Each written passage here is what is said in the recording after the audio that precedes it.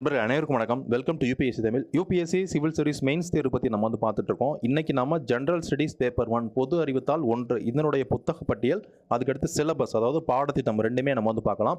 First நம்ம book list என்னென்ன புக்கில் நீங்கள் இந்த பாடத்துக்கு படிக்கணும், ஜெனரல் ஸ்டடீஸ் பேப்பர் 1க்கு படிக்கணும் அப்படின்னு நம்ம பார்ப்போம். இந்த பாடத்தில் பார்த்தீங்கன்னா பொது அறிவுத்தாள் 1 இதில் 4 பாடங்கள் முக்கியமாக கவர் ஆகுது. அது என்னென்ன பாடம் அப்படின்னு பார்த்தோம்னா நமக்கு ஹிஸ்ட்ரி இந்த பாடத்தில் கவர் ஆகுது. ஹிஸ்ட்ரியிலேருந்து உங்களுக்கு கேள்விகள் அப்படிங்கிறது கேட்பாங்க.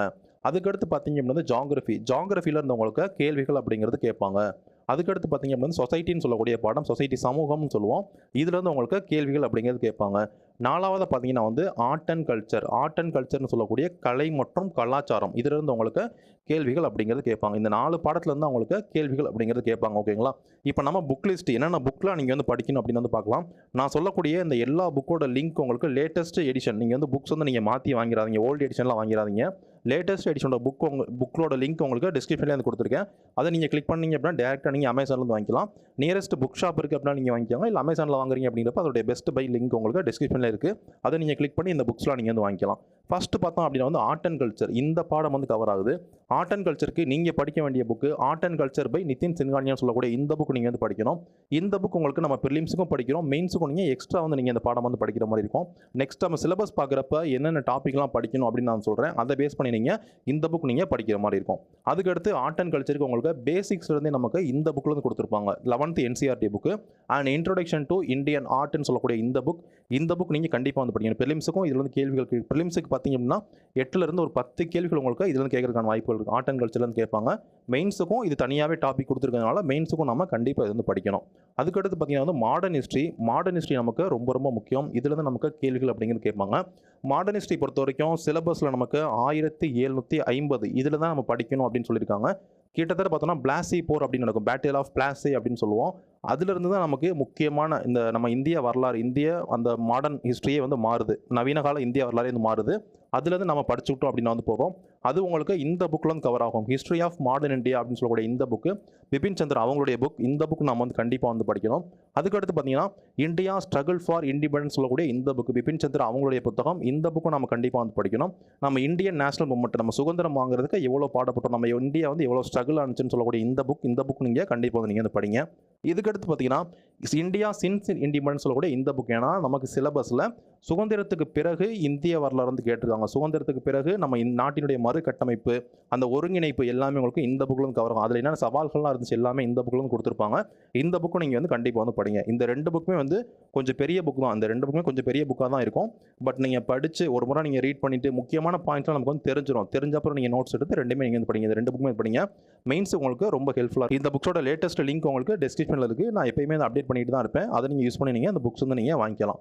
அதுக்கடுத்து பார்த்தோம்னா ஜாகிரஃபி பொறுத்த வரைக்கும் நமக்கு NCERT மோர் தென் சஃபிஷியன்ட். மெயின்ஸ் பொறுத்த வரைக்கும் நமக்கு NCERT அப்படிங்கிறதே போதும். 6லேருந்து 12th NCERT புக்ஸ் நீங்கள் கிளாஸ் வைஸ் நீங்கள் படிச்சுக்கோங்க. இந்த எல்லா NCERTமே நமக்கு செட்டாக ஒரே செட்டாக நான் உங்களுக்கு கொடுத்துருக்கேன். லிங்க் கொடுத்துருக்கேன். அதை நீங்கள் கிளிக் பண்ணிங்கன்னா செட்டாகவே இந்த புக்ஸ் எல்லாம் வாங்கி முடியும். ப்ரிலிம்ஸுக்கும் நம்ம இதே தான் ரெஃபர் பண்ணுறோம். ப்ரிலிம்ஸுக்கும் ஜாகிரஃபிக்கு நம்ம இதே புக்ஸ் தான் ரெஃபர் பண்ணுறோம். மெயின்ஸுக்கும் உங்களுக்கு இதே புக் தான் இருக்குது. நீங்கள் தனியாக ஒரு புக்கு நீங்கள் படிக்கணும் அப்படின்னு அவசியம் இல்லை. தனியாக ஒரு ஸ்டாண்டர்ட் புக் படிக்கணும் அப்படின்னு கிடையாது. இதை தாண்டி கண்டென்ட்ஸ் நிறையா இருக்குது. நமக்கு எக்ஸாமுக்கு யூஸ் ஆகுது அப்படிங்கிறப்ப நான் உங்களுக்கு ஃபியூச்சரில் அப்டேட் பண்ணுறேன். நம்மளுக்கு காணொலிகள் நீங்கள் பாருங்கள். தேவை இருந்துச்சு அப்படின்னா நம்ம அப்போ பார்த்துக்கலாம். அதுக்கடுத்து ஸ்டாண்டர்ட் புக்கில் நீங்கள் ஒரே ஒரு புக் மட்டும் படிச்சிங்க அப்படின்னா போதும்.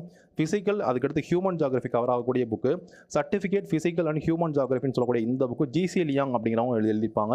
ஸோ இது ஒரு சவுத் கொரியன் ஆத்தர், இவங்க எழுதின புக்கு. இந்த புக் நல்லாயிருக்கும். இந்த புக் நீங்கள் ஃபாலோ பண்ணுங்கள். எல்லாமே ஃபாலோ பண்ணுவாங்க. ஒரு நல்ல புக் தான். அந்த புக் நீங்கள் ஃபாலோ பண்ணுங்கள். அதுக்கடுத்து பார்த்தீங்க அப்படின்னா அட்லஸ் நமக்கு ஜாகிரஃபி பொறுத்த வரைக்கும் ரொம்ப ரொம்ப முக்கியம்.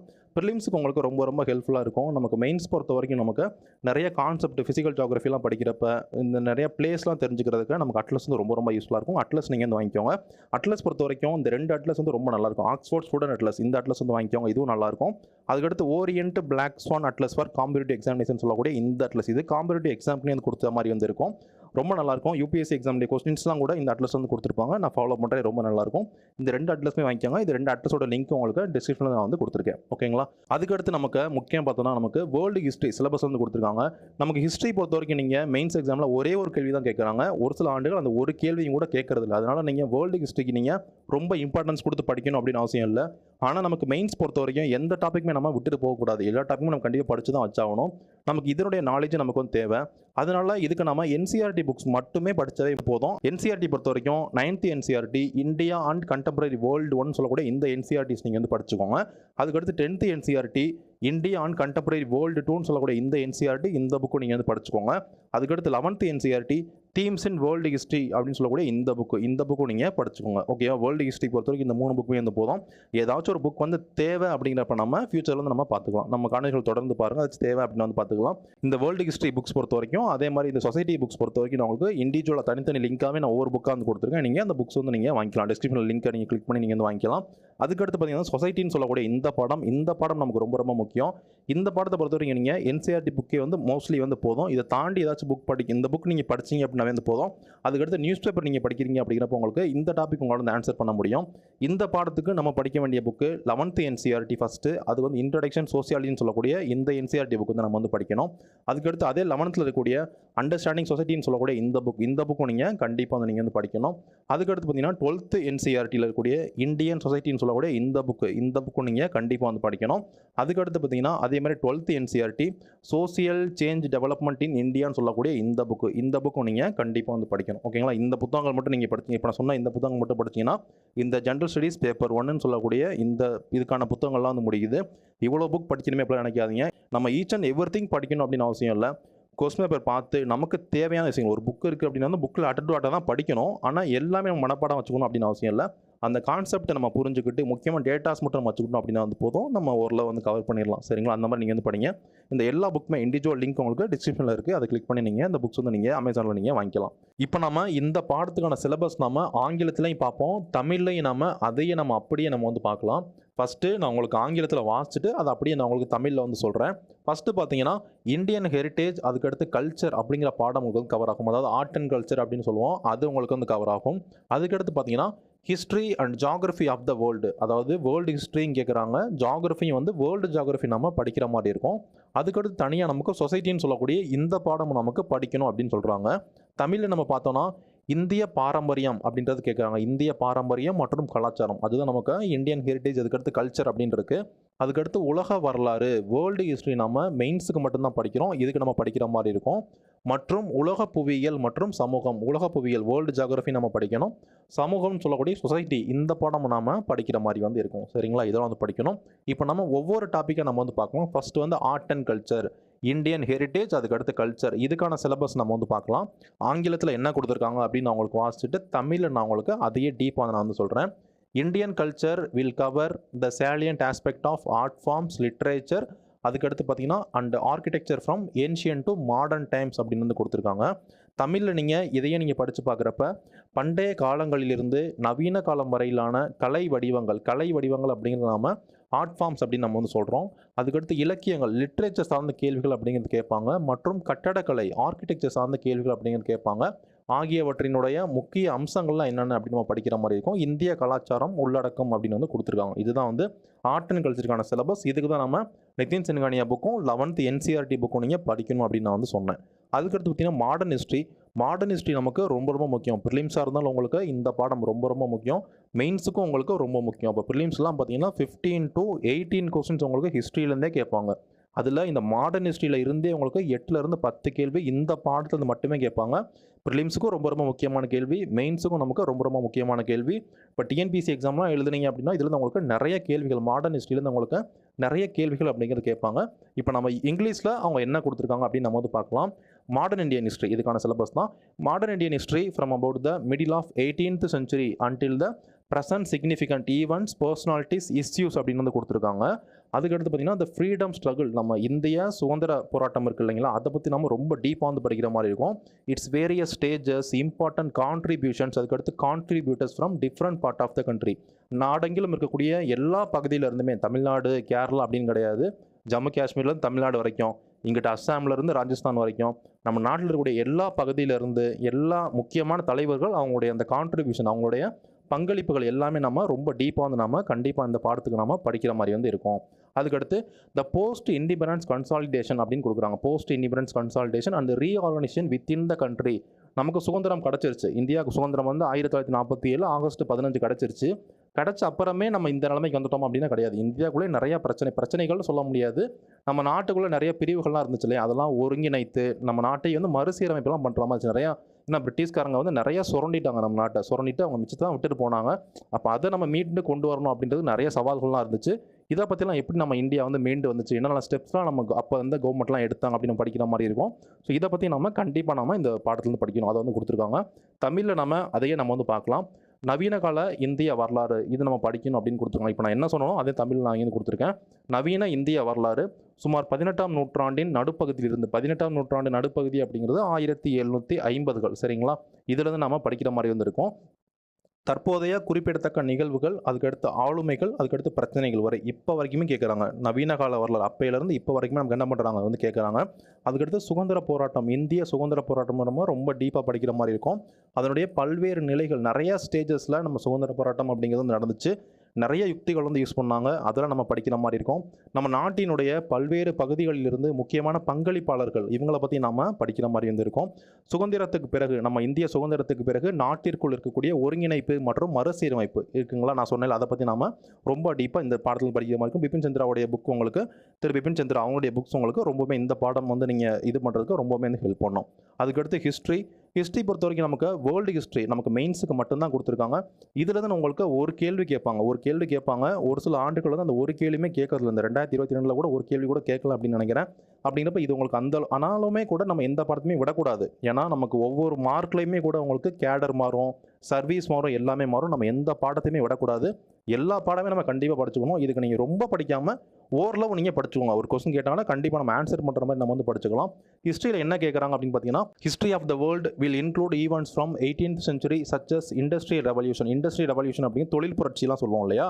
அதை பற்றி படிக்கிற மாதிரி இருக்கும். உலக போர்கள் அதை பற்றி நம்ம அந்த வேர்ல்டு வார்ஸ் பற்றி நம்ம வந்து படிக்கிற மாதிரி இருக்கும். Redrawal of national boundaries, colonisation, decolonisation, அதுக்கடுத்து political philosophies like communalism, capitalism, socialism இதை பற்றிலாம் நம்ம படிக்கிற மாதிரி இருக்கும். Their forms and the effect of the society அப்படின்னு இங்கே வந்து கொடுத்துருக்காங்க. ஃபஸ்ட்டு இது அப்படியே நம்ம தமிழில் பார்த்தோம் அப்படின்னா வந்து தொழில் புரட்சி பற்றி நம்ம படிக்கிற மாதிரி இருக்கும். தொழில் புரட்சி, உலகப் போர்கள், தேசிய எல்லைகள், ஒவ்வொரு நாட்டுக்குமான தேசிய எல்லைகள் வந்து மறுவரையறை வந்து எப்படி செஞ்சாங்க அப்படின்னு படிக்கிற மாதிரி இருக்கும். காலனித்துவ நீக்கம், அது காலனைசேஷன், டீகாலனைசேஷன் ரெண்டும் படிக்கணும். அதுக்கடுத்து கம்யூனலிசம், கம்யூனிசம் பற்றி நம்ம படிக்கிற மாதிரி இருக்கும். அதுக்கடுத்து முதலாளித்துவம் பற்றி நம்ம படிக்கிற மாதிரி இருக்கும். சோசியலிசம் பற்றி நம்ம படிக்கிற மாதிரி இருக்கும். போன்ற முக்கிய அரசியல் தத்துவங்கள் பற்றி நம்ம வந்து படிக்கணும். போன்ற 18ஆம் நூற்றாண்டினுடைய முக்கியமான நிகழ்வுகள் நம்ம உலக வரலாறுல நம்ம படிக்கணும் அப்படின்னு இங்கே வந்து கொடுத்துருக்காங்க. சரிங்களா? இதை நமக்கு வந்து கொடுத்துருக்காங்க. அதுக்கடுத்து இந்தியன் சொசைட்டி பற்றி நம்ம படிக்கிற மாதிரி இருக்கும். இந்திய சமூகம் அப்படின்னு சொல்லுவோம். இதை பற்றி நம்ம படிக்கிற மாதிரி வந்து இருக்கும். Salient features of Indian society, அதுக்கடுத்து டைவர்சிட்டி ஆஃப் இந்தியாவினுடைய அந்த பன்முகத்தன்மை பற்றி நம்ம படிக்கிற மாதிரி வந்திருக்கும். ரோல் ஆஃப் விமன், பெண்களினுடைய பங்களிப்புலாம் நாட்டுக்கு என்ன மாதிரி இருக்குது இதெல்லாம் படிக்கிற மாதிரி இருக்கும். ரோல் ஆஃப் விமன், அதுக்கடுத்து விமன் ஆர்கனைசேஷன், பாப்புலேஷன், அதுக்கடுத்து அதனால இருக்கக்கூடிய இஷ்யூஸ்லாம் நம்ம படிக்கிற மாதிரி இருக்கும். அதுக்கடுத்து பாவர்ட்டி சார்ந்து, வறுமை சார்ந்து படிக்கிற மாதிரி இருக்கும். டெவலப்மெண்டல் இஷ்யூஸ்லாம் என்னென்ன இருக்குது, அர்பனைசேஷன், நகரமயமாதல்லாம் என்னென்ன இருக்குது, அதனுடைய ப்ராப்ளம்ஸ்லாம் நம்ம படிக்கிற மாதிரி இருக்கும். அதுக்கான சொல்யூஷன், அதுக்கான ரெமிடிஸும் நம்ம படிக்கிற மாதிரி வந்து இருக்கும். சரிங்களா? அதுக்கடுத்து the effects of globalisation on Indian society, உலகமயமாதல்னால வந்து இந்திய சமூகத்தில் இருக்கப்படக்கூடிய அந்த தாக்கம் அதை பற்றி நம்ம படிக்கிற மாதிரி. Effects of globalisation on the Indian society அதை பற்றி நம்ம படிக்கிற மாதிரி இருக்கும். சோசியல் எம்பவர்மெண்ட், அதுக்கடுத்து கம்யூனலிசம், ரீஜனலிசம், அதுக்கடுத்து செக்யூரலிசம், இந்த பற்றிலாம் நமக்கு இந்த டாபிக் பற்றிலாம் நம்ம படிக்கிற மாதிரி வந்திருக்கும். தமிழில் நம்ம அதையே பார்க்குறப்ப நமக்கு இந்திய சமூகத்தினுடைய முக்கிய அம்சங்கள், இந்தியாவினுடைய பன்முகத்தன்மை இதை பற்றிலாம் நம்ம வந்து படிக்கிற மாதிரி இருக்கும். அதுக்கடுத்து பார்த்தீங்கன்னா பெண்கள், அதுக்கடுத்து பெண்கள் அமைப்புகளினுடைய, இந்தியாவில் இருக்கக்கூடிய பெண்கள் அமைப்புகளுடைய முக்கியமான பங்குகள்லாம் என்னென்ன அப்படின்னு நம்ம படிக்கிற மாதிரி இருக்கும். அதுக்கடுத்து மக்கள் தொகை சார்ந்த டிமோகிராஃபிக்ஸ் வந்து நம்ம வந்து படிக்கிற மாதிரி இருக்கும். அதுக்கடுத்து மட்டும் பார்த்தீங்க அப்படின்னா வந்து அதை தொடர்புடைய பிரச்சனைகள்லாம் என்னென்ன பிரச்சனைகள்லாம் இருக்குது அப்படின்னு நம்ம வந்து படிக்கிற மாதிரி இருக்கும். வறுமை சார்ந்து, அதுக்கடுத்து அதனுடைய வளர்ச்சி பிரச்சனைகள்லாம் என்னென்ன இருக்குது இந்தியாவில் அப்படின்னு நம்ம வந்து படிக்கிற மாதிரி இருக்கும். நகரமயமாதல், அர்பனைசேஷன் பற்றி படிக்கிற மாதிரி இருக்கும். அவற்றுடைய பிரச்சனைகள்லாம் என்னென்ன இருக்குது மற்றும் அவற்றுக்கான தீர்வுகள். ஏன்னா நமக்கு பிரச்சனை மட்டும் சொன்னால் பத்தாது. பிரச்சனை தான் எல்லாருமே சொல்லுவாங்க, என்னென்ன பிரச்சனைகள்லாம் இருக்குன்னு எல்லாருக்கும் தெரியும். அதுக்கான தீர்வு, ஒரு சரியான தீர்வு நம்ம என்ன பண்ணுற மாதிரி இருக்கும், நம்ம கொடுக்குற மாதிரி, அதையும் பற்றி நம்ம யோசிச்சு கொடுக்குற மாதிரி வந்து இருக்கும். அதுக்கடுத்து இந்திய சமூகத்தில் இருக்கக்கூடிய உலகமயமாதலினுடைய விளைவுகள்லாம் என்னென்ன இதை பற்றி நம்ம படிக்கிற மாதிரி வந்து இருக்கும். சரிங்களா? இது டாப்பிக்கில் தான் உங்களுக்கு கேள்வி கேட்பாங்க. அதுக்கடுத்து பார்த்தோன்னா சமூக அதிகாரம், சமூக விடுதலை, அதுக்கடுத்து வகுப்புவாதம், பிராந்தியவாதம், மதசார்பின்மை இதை பற்றிலாம் நம்ம படிக்கிற மாதிரி இருக்கும். இந்த தலைப்புகள்லாம் இருந்தவங்களுக்கு கேள்விகள் அப்படிங்கிறது கேட்பாங்க. அதுக்கடுத்து ஜாகிரஃபி அப்படிங்கிறது ரொம்ப ரொம்ப முக்கியமான பாடம். மெயின்ஸ் பொறுத்த வரைக்கும் ஜாகிரஃபி ரொம்ப ரொம்ப முக்கியம். உங்களுக்கு 100 மார்க் வரைக்குமே கூட ஜாகிரஃபிலேருந்து கேள்விகள் அப்படிங்கிறது கேட்பாங்க. ஜியோகிராஃபியில் நமக்கு என்ன கொடுத்துருக்காங்க அப்படின்னு பார்த்தீங்கன்னா, salient features of world physical geography, உலகத்தினுடைய ஃபிசிக்கல் ஜியோகிராஃபி, இயற்கை அமைப்பு, இயற்கை புவியியலை நமக்கு வந்து கேட்குறாங்க. அதுக்கடுத்து the distribution of key natural resources across the world including South Asia and the Indian subcontinent அப்படிங்கிறது கேட்குறாங்க. Factors responsible for the location of primary, secondary, அதுக்கடுத்து டெர்ஷரி செக்டார், அதனுடைய industries in various parts of the world அப்படின்னு கேட்குறாங்க, including India அப்படின்னு வந்து கொடுத்துருக்காங்க. அதுக்கடுத்து பார்த்தீங்கன்னா இம்பார்ட்டன்ட் ஜியோகிராஃபிக்கல் ஃபெனமெனா சச்சஸ் எர்த்குவேக்ஸ், அதாவது நிலநடுக்கம், சுனாமி, வல்கானிக் ஆக்டிவிட்டி, இதை பற்றிலாம் கேட்குறாங்க. சைக்ளோன்ஸ், இதை பற்றி அந்த இயற்கை பேரிடர்கள் இதை பற்றிலாம் நமக்கு வந்து கேட்குறாங்க. அதுக்கடுத்து geographical features and their location changes in critical geographical features அப்படின்னு வந்து கொடுத்துருக்காங்க, including water bodies, ice caps in flora, fauna and their effects in such changes அப்படின்னு நமக்கு வந்து கொடுத்துருக்காங்க. இதை நீங்கள் தமிழில் அப்படியே பார்த்தீங்க அப்படின்னா வந்து உலக இயற்கை புவியியலினுடைய முக்கியமான அம்சங்களாக நம்ம வந்து படிக்கிற மாதிரி இருக்கும். வேர்ல்டு ஃபிசிக்கல் ஜியோகிராஃபினுடைய இம்பார்ட்டன்ட் ஃபீச்சர்ஸ்லாம் நம்ம வந்து படிக்கிற மாதிரி இருக்கும். உலகெங்கிலும் உள்ள முக்கிய இயற்கை வளங்களினுடைய விநியோகம், உலகத்தில் எல்லாமே, இந்தியா மட்டும் கிடையாது, வேர்ல்டு ஃபுல்லாக நம்ம வந்து படிக்கிற மாதிரி இருக்கும். குறிப்பாக நமக்கு தெற்காசியா, சவுத் ஏஷியா கேட்குறாங்க, மற்றும் இந்தியன் சப்கான்டினென்ட் ஃபுல்லுமே நமக்கு வந்து கேட்குறாங்க. இந்தியா உட்பட்ட இந்தியாவினுடைய துணைக்கண்டம் முழுவதுமே நம்ம படிக்கிற மாதிரி இருக்கும். உலகின் பல்வேறு பகுதிகளில் இந்தியா உட்பட முதன்மை, 2ஆம் நிலை மற்றும் 3ஆம் நிலை தொழில்கள், அந்த தொழிற்சாலைகளினுடைய இருப்பிடத்திற்கு காரணமான காரணிகள்லாம் என்னென்ன அப்படின்னு நமக்கு வந்து கேட்குறாங்க. அதுக்கடுத்து பார்த்தீங்கன்னா வந்து பூகம்பங்கள், ஏன்னா எர்த்குவேக்ஸ் கேட்குறாங்க, சுனாமி கேட்குறாங்க, எரிமலை செயல்பாடுகள் கேட்குறாங்க, சூறாவளி போன்ற முக்கியமான புவி இயல்பியலினுடைய நிகழ்வுகள்லாம் நமக்கு வந்து கேட்குறாங்க. புவியியல் இருக்கக்கூடிய முக்கியமான அம்சங்கள், அதுக்கடுத்து பார்த்தீங்கன்னா முக்கியமான புவியியல் அம்சங்களிலிருந்து பார்த்தீங்கன்னா நீர்நிலைகள், அதுக்கடுத்து பனிக்கட்டிகள் உட்பட அவற்றினுடைய இருப்பிட மாற்றங்கள், அதுக்கடுத்து தாவரங்கள், அதுக்கடுத்து விலங்கினங்கள், இதை பற்றிலாம் நம்ம படிக்கிற மாதிரி இருக்கும். அவற்றினுடைய மாற்றங்கள், அதுக்கான விளைவுகள் எல்லாமே நம்ம படிக்கிற மாதிரி இருக்கும். ஜியோகிராஃபி பொறுத்த வரைக்கும் நான் சொன்ன அந்த புத்தகங்கள் NCERT புக்ஸே உங்களுக்கு வந்து போதும், எல்லாமே கவர் ஆகும். எக்ஸ்ட்ரா நீங்கள் கரண்ட் அஃபேர்ஸ் நீங்கள் படிச்சுக்கோங்க. செய்தித்தாள் நீங்கள் தொடர்ந்து பார்க்குறீங்க அப்படிங்கிறப்போ கிளைமேட் சேஞ்சு, இது சார்ந்த விஷயங்கள்லாம் உங்களுக்கு நிறையா போட்டிருப்பாங்க. இதெல்லாம் கிளைமேட் சேஞ்செலாம் உங்களுக்கு இது ஃபுல்லுமே உங்களுக்கு கிளைமேட் சேஞ்சில் தான் வரும். இது ஃபுல்லுமே வந்து வரும். இதெல்லாம் உங்களுக்கு நீங்கள் நியூஸ் பேப்பர்லாம் நீங்கள் தொடர்ந்து படிக்கிறீங்க அப்படிங்கிறப்ப இது உங்களுக்கு ஈஸியாக நீங்கள் என்ன பண்ணலாம் அப்படின்னா இந்த டாப்பிக்கில் வந்து கவர் பண்ணலாம். இதுதான் வந்து ஓவரால் சிலபஸ். இவ்வளோ தான் சிலபஸ் வந்து இருக்குது. இதுதான் அந்த புத்தகங்கள். இது ஒரு சில பேருக்கு ரொம்ப கம்மியாகவும் இருக்கலாம், ஒரு சில பேருக்கு என்ன இவ்வளோ புக் இருக்குது அப்படின்னு இருக்கலாம். இதெல்லாம் நீங்கள் படிக்க ஆரம்பித்து பிளான் பண்ணி, அதாவது எவ்வளோ பெரிய விஷயமா தான் பரவாயில்லைங்க, எப்படி இருந்தாலும் நம்மளுடைய நோக்கம் அப்படிங்கிறது நீங்கள் இந்த எக்ஸாம் கிளியர் பண்ணுறதா தான் இருக்கணும். எவ்வளோ பெரிய விஷயமா இருந்தாலும் ஒரு பெரிய நமக்கு டார்கெட் இருக்குன்னு வச்சுக்கோங்களேன், சின்ன சின்ன டார்கெட்டாக வச்சிங்க அப்படின்னா அந்த பெரிய டார்கெட்டை நீங்கள் வந்து உடச்சி ஸ்ப்ளிட் பண்ணி சின்ன சின்ன டார்கெட்டாக வச்சு நீங்கள் முன்னேறினீங்க அப்படிங்கிறப்ப அந்த பெரிய டார்கெட் வந்து நீங்கள் வந்து அடைஞ்சிடலாம். இப்போ இவ்வளோ புக்கு, ஒரு 10 புக் இருக்குன்னா கூட நீங்கள் ஸ்ப்ளிட் பண்ணி நீங்கள் 10 புக்கும் ஒரே நாளில் படிக்கணும், ஒரு மாதத்தில் முடிக்கணும் அப்படின்னு நீங்கள் இது பண்ணாமல் ஃபஸ்ட்டு ஒரு புக்கை முடிங்க, அடுத்து செகண்ட் புக்கை படிங்க, அடுத்து தேர்ட் புக் படிங்க அப்படின்னு நீங்கள் சின்ன சின்ன டார்கெட்டாக வச்சு முன்னேறீங்க அப்படிங்கிறப்ப ஈஸியாக எல்லாமே வந்து படிச்சிட முடியும் நம்மளால். ஸோ அந்த மாதிரி வந்து படிங்க. நம்மளுடைய இன்ஸ்டாகிராம், டெலிகிராம் பேஜ் ரெண்டோட லிங்க் உங்களுக்கு டிஸ்கிரிப்ஷனில் இருக்குது. கண்டிப்பாக நீங்கள் வந்து ஃபாலோ பண்ணிக்கோங்க. இந்த புக்ஸ் எல்லாமே வாங்குறதுக்கான லிங்க் உங்களுக்கு டிஸ்கிரிப்ஷனில் இருக்குது. அதை நீங்கள் கிளிக் பண்ணி நீங்கள் டேரெக்டாக நீங்கள் வந்து வாங்கிக்கலாம். சந்தேகம் இருக்குது அப்படின்னு நீங்கள் வந்து கமெண்ட் பண்ணுங்கள். Thank you friends.